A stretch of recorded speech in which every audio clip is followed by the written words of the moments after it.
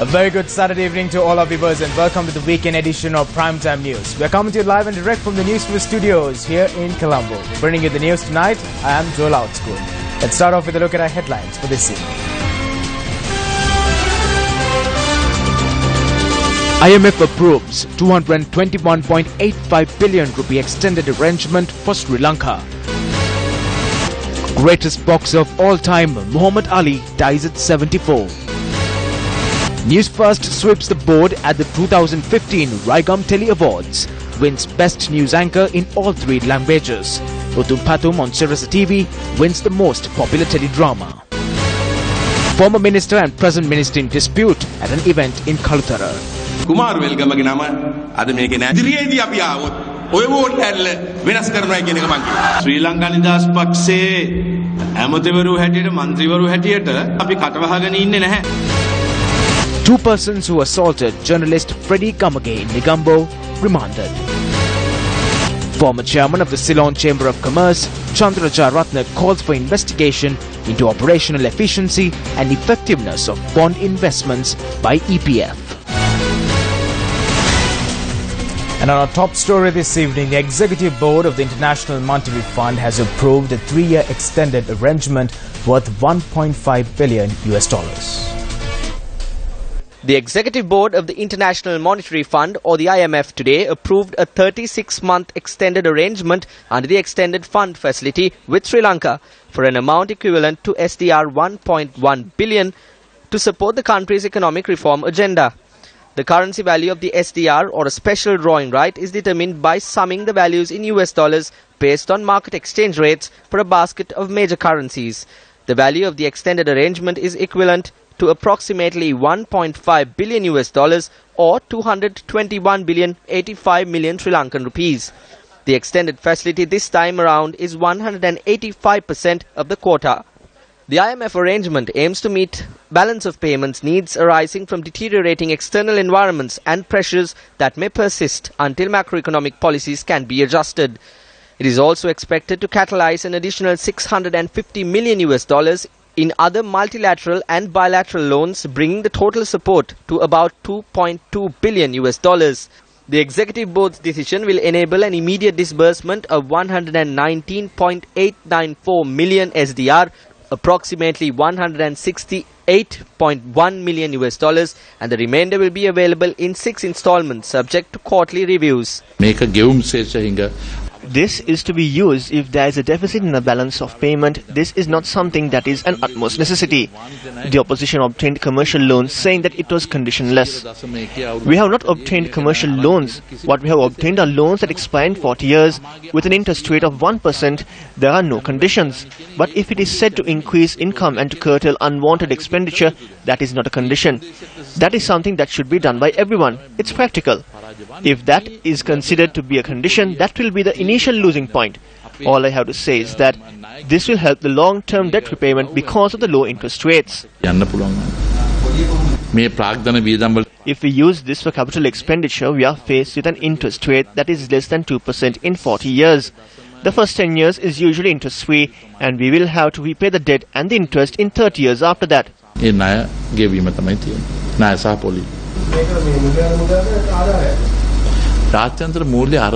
A facility from the International Monetary Fund is to settle the deficit in the balance of payment in the country.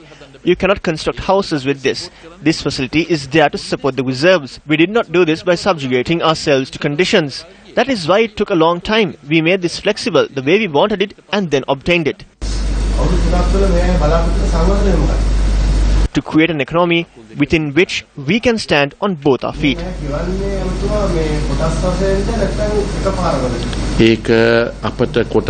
We can repay it in installments. We can integrate it and pay it after 3 years as well. 1.5 billion US dollars is just one part. When you consider sums we received from the ADB and the IMF, the total amounts to around 3.9 billion. Newsfirst swept the Raigam Tele's 2015, bagging 6 awards, including Best News Anchor in all 3 languages. Uthum Pathum, a teledrama that is aired on our sister channel Sirasa TV, also won the award for the most popular teledrama of 2015, while the Jan Asana program won the award for the most creative reality program of the year.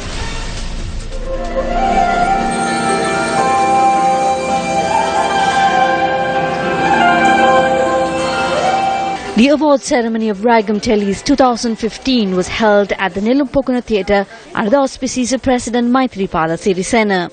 A gathering including journalists, media personalities and artists were present at the gala event.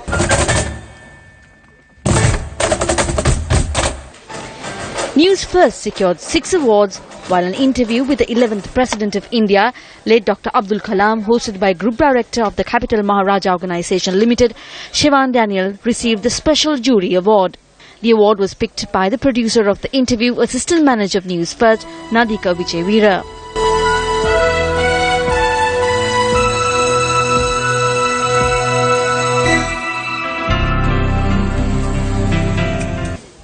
Newsfirst won the award for reporting for the second consecutive year when Ashen Tharaka bagged the award for the best news report for a story compiled by Newsfirst on the Umaoya project.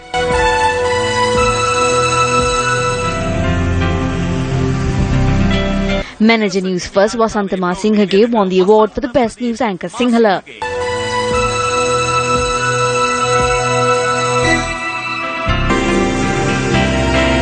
Ranjani Rajaratnam Rajakrishna of Newsfirst won the award for the best news anchor Tamil.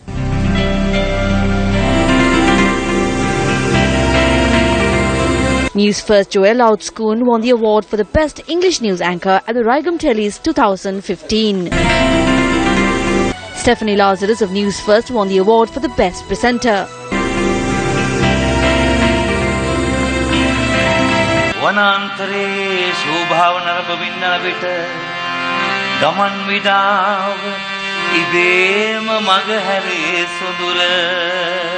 Our sister channel Sirasa TV, which was instrumental in introducing the concept of reality TV, won the award for the most creative reality program.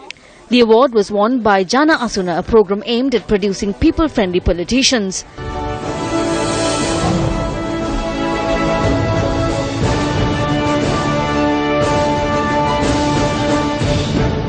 Utum Patum, a teledrama directed by Sandun Rajakaruna, which is aired on Sirasa TV, won the award for the most popular TV drama of the year.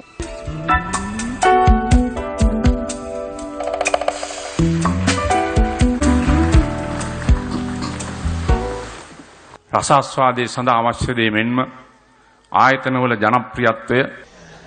What is required for entertainment as well as aspects that are of commercial value and aspects that would make media institutions popular, such as education, health and sport, are especially diminishing in media institutions.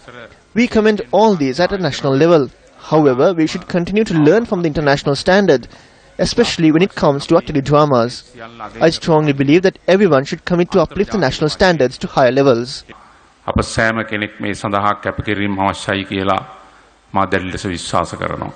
Meanwhile, special accolades were awarded to veteran journalist Arundas Bandaranaike, veteran journalist Piyadasa Ratnasinghe and veteran actor Ravindra Randenia at the event. Roshan Ravindra won the award for Best Actor at the awards night. He won the award for his role as Daskon in the teledrama Daskon aired on Swarna Vahini. Menaka Piris won the award for Best Actress for her role as Ran Menike in the teledrama Satpatini aired on Rupa Vahini. Sarangatisa Sekara and Shalini Tharaka won the People Awards for Most Popular Actor and Actress respectively. Chaminda Gunaratna won the award for the Best Presenter Sinhala, while Swarna Vahini won the award for the Best Channel at Raigam Telly's 2015. Indeed, a loss that will be felt by most around the world. Meanwhile, in more local news, Finance Minister Ravi Karunayaka apologized yesterday for increasing the rate of value-added tax. The minister made this apology delivering the Chartered Management Accountants Founders' Day oration in Colombo. Two leaders of two political parties today have merged their thinking into one policy. And that policy is driven today by a strong national government, of course, democratic in nature. As a result, there are delays that are sometimes unacceptable to people, but we are doing it in the best of manner. Many of the surveys done in the chambers and the government in the recent past have shown it is not tax policies that are wanted, it's not tax breaks that are wanted, it is consistency and coherence of government that is required. And this is one of the areas that our new government under President Maithripala Sirisena and Prime Minister Ranil Wickremesinghe, we are trying to address. You would see there have been sometimes unprofessional approaches, including from professionals such as me, but we have to grapple this owing to certain political realities that is coming forward. But you could see that now it is getting into a more coherent nature, where you would see policy changes being far less, but what is done would be there for the next couple of decades. We are looking at change in the archaic policies or the laws that are there. One classic example would be the exchange control. This is something which is archaic, unwarranted, draconian in nature. It is not to be amended, it to be repealed. Where I know there are too many taxes, there are 43 taxes and levies, we will ensure that these are reduced. I'm sorry, we have got to impose things like that. I am as concerned as you are to reduce the taxes wherever possible. But there is a temporary period that we require your confidence in us. We will ensure steer clear this economy into a much stronger economy in the next couple of months.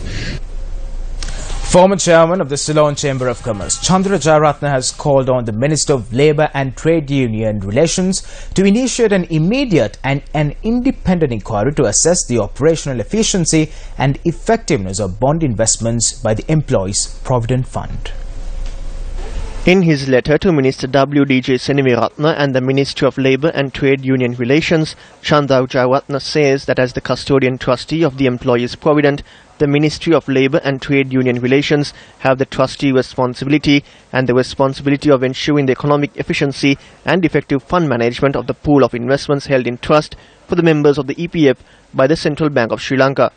In his letter, Chandra Jayaratne requests the Minister to initiate an immediate inquiry into the bond investments by the EPF in a backdrop where controversies surrounding the bond investment by the EPF have been raised since February 2015. The letter goes on to say that the Ministry of Labour and Trade Union Relations must verify whether the fund managers and administrators of the EPF as well as the management of the CBSL and EPF have acted in keeping with the expected standards of professionalism, conduct and ethical behaviours, acted without resorting to insider dealings, without market manipulations and related party interests, actively participated in primary market auctions driven primarily by the need to optimize the interests and returns of the EPF stakeholders, made the best efforts in the interest of EPF stakeholders, and collectively or individually not been guilty of any misdemeanors, bribery and corruption, conflicts of interest, personal gains and related party benefits. In his letter, the former chairman of the CCC says that he believes that in order to uphold transparency and good governance and delivering on trustee responsibility and overall responsibility owed to nearly 2.5 million members of the EPF, the Minister of Labour and Trade Union Relations and the Ministry will give their careful consideration to the matters brought to their attention in the letter. On to a story that made it to the headlines this evening. A dispute arose between politicos at an event to declare open an auditorium at the Dodamgoda Divisional Secretariat premises today. The auditorium constructed at the Dodamgoda Divisional Secretariat, incurring a cost of 145 million rupees, is declared open today. The event witnessed the participation of Minister of Professional Development and Vocational Training Mahinda Samarasinghe, Minister of Home Affairs Vajira Bewardhana and Parliamentarian Kumara Welgama. Minister, is this building that I constructed beautiful?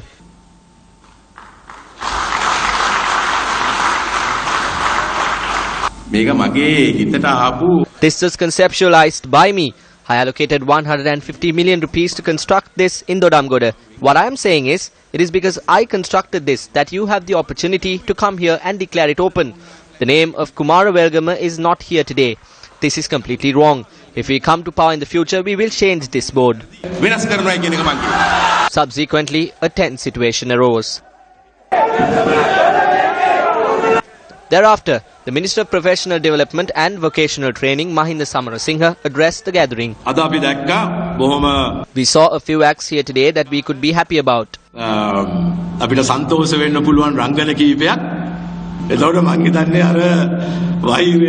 think this is the hatred, rancor and the need to quarrel. As ministers and MPs of the SLFP have joined the government of consensus, we will not keep quiet. It is because of that we have the ability to complete this auditorium in this manner. ඉඩ අවස්ථා ලැබුණේ ඒ නිසා මේ කවුරු ආරම්භ කරත් Whoever commenced this, it is not private property that we are constructing. This is not our personal money. These are properties that are obtained through taxes. These are public properties. I understood that he was slightly hurt through the opinions he expressed. I am disappointed. I believe this could have ended in a better way.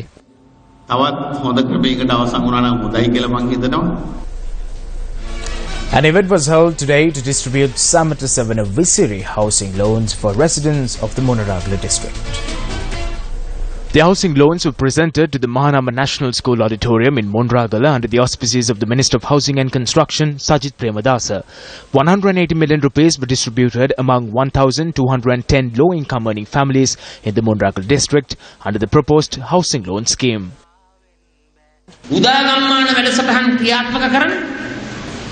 An attempt is being made to destabilize the good governance government, which is implementing projects such as Uda Gammana and Gammaudava. They are trying to destabilize the government, which was allocated a historic amount of funding for construction of houses, by bringing a no-confidence motion against the finance minister. I would like to say something to these hypocrites. On the 1st of May, they tried to coronate an individual in Kirulapana. They had to return home without their clothes. Next week, when they forward the no-confidence motion, they will have to go home without any clothing. I challenge these joint hypocrites. If you can try to win the no-confidence motion.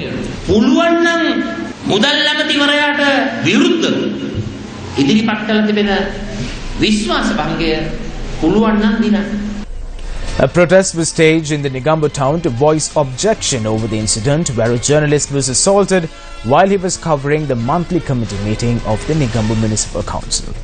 The monthly committee meeting of the Negombo Municipal Council was held on the 2nd of this month. Following the meeting, two individuals who arrived on a motorbike had assaulted journalist Freddie Kamage in the premises of the Municipal Council. Several voluntary organizations jointly conducted a protest march in Negombo town to voice their objection against the incident.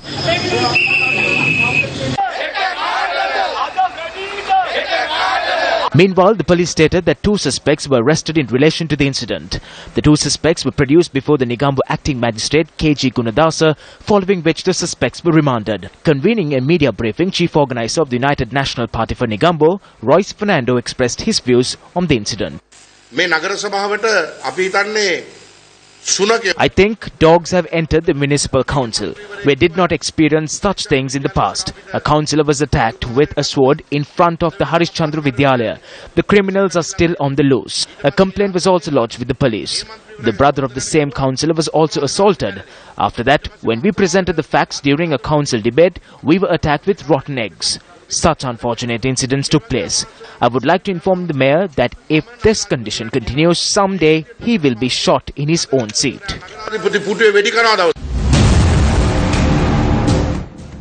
On the front line today, we are joined by senior journalist Faraz Shaukat.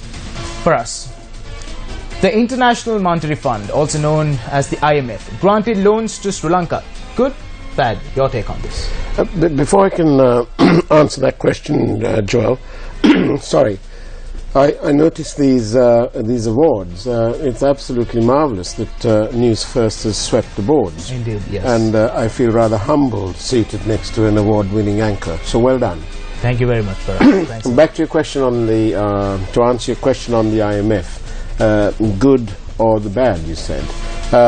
You've forgotten to use the word ugly. Ugly. Because you know. Why do you use the word ugly? Well, because the IMF doesn't simply dole out money.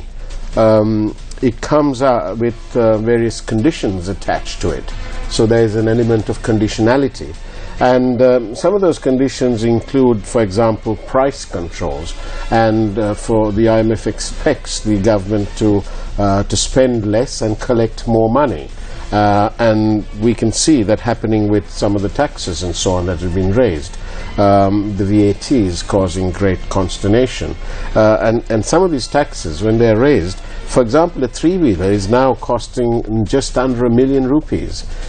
These is all part of the conditions attached, which means that the government have to raise more funds, more revenue. So in that respect, it isn't exactly good. It's difficult. But for us, in the previous regime too, we saw the IMF granting Sri Lanka loans, and this time too, in this government also, we are receiving loans from the IMF. What's the difference? The difference is this. In the previous government, when there was a requirement, that was part of a global problem. There were several other countries too who were affected, and Sri Lanka wasn't isolated. There was about 18 other countries involved due to global problems. This time round, this application is made by Sri Lanka in a solo position, just Sri Lanka on its own. Therefore, the balance of power is that the IMF have the upper hand. In the last government, the last government is able to convince the IMF that their policies would be better under those current circumstances. The fact that they granted that money and that we are here today is testament to that. For us, we just do not receive just a couple of thousands of rupees. When it's a loan which we receive, it's a huge sum of money. What is the government going to do with all this? Well, to start with, this $1.5 billion that has been approved by the executive board of the IMF, it's coming in tranches. I think the first tranche is around 200 million. We must bear in mind that we owe the Indians on a swap arrangement of approximately 700 million. And part of that arrangement, when they gave us that swap, was that as soon as the IMF funds are in, the Indians will need repaying. So, you know, it's almost like an in and out situation. You get the money in and you're going to have to pay it out. For us, is it us who will be burdened by this? Well, it's always the people who have to pay in the end. But, you know, it doesn't mean that we mustn't borrow money. We have to borrow money. But quite frankly, if we are to be compliant with the IMF conditions, then we're going to have to perhaps change the way the entire dynamics of the economy. And quite frankly, given the problems that the current governor of the central bank is having himself, I seriously doubt if... Thank you very much for us. Time's up. Thank you very much. Thanks a lot. Meanwhile, in more local news, Minister of Local Government and Provincial Council Faiza Mustafa engaged in an inspection tour in areas that come under the purview of the Colonnava Divisional Secretariat. One of the main problems that we face is that people who live on byroads come and dump garbage here. At the same time, some byroads are blocked because of garbage. We have directed our attention to this and hope to resolve it soon. One trip of collection and dumping garbage takes about 2.5 hours, so we are facing many challenges. Therefore, I would like to request from those who are pointing their finger at us to think about the practical problems that we face. But as promised, we will take measures to remove this garbage. ප්‍රශ්න ගැන හිතලා බලන්න. හැබැයි අපි පොරොන්දු වුණා වගේම ශනිකව මේ කුණු ඉවත් කිරීමට අපි කටයුතු කරනවා. A special workshop organized by the Bar Association of Sri Lanka was held in Colombo yesterday. The workshop was held under the theme Combating Corruption and Fraud, a pragmatic approach for Sri Lanka. What we seek to do is to look at how this program on anti-corruption should be taken forward.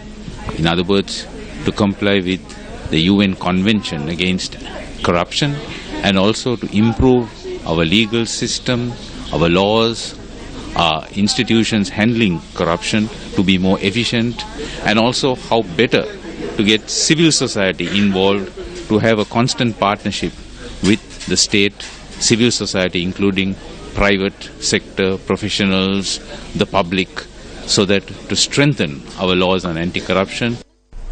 A special event was held in Colombo today to award Jinnah scholarships to over 150 Sri Lankan students.